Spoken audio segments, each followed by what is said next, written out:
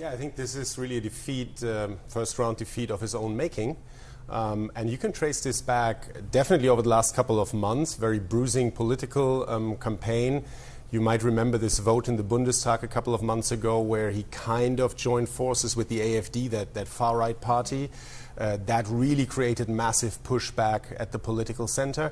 And then there's a long record of many years where he tends to have very difficult relationships, let's put it mildly, with people that he actually depends on for political support. He has this reputation of treating people in a very condescending way, and I think all of that came back to haunt him yesterday. What does it mean for his tenure as Chancellor of Germany if he is so unpopular at the starting gate, but ultimately he did get into this seat, so he does have support?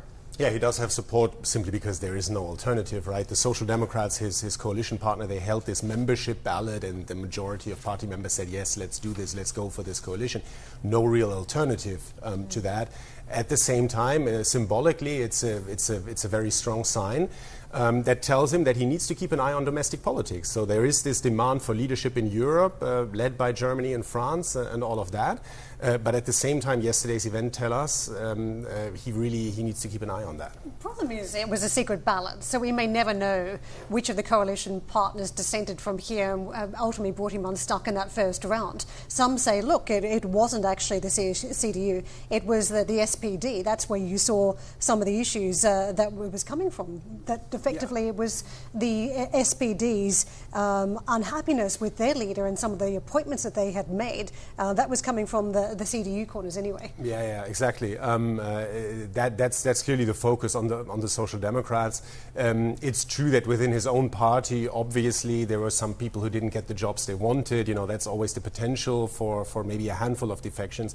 But the size of that rebellion that we saw yesterday in the first round of voting in this symbolically very important moment, given what's going on in Germany, given what's going on in Europe and the world, that was a really, really strong signal. Yeah. Is there still an underlying problem with the fiscal hawks, those that do not want Germany to release some of this largesse to shore up the economies? Is that where some of the pain lines are still going to be from here? Yeah, definitely. So the fiscal story, and I think on both sides. On the one hand, indeed, right, the fiscal hawks in the CDU, Merz was always one of them, and now he's the one overseeing this massive, massive investment spree.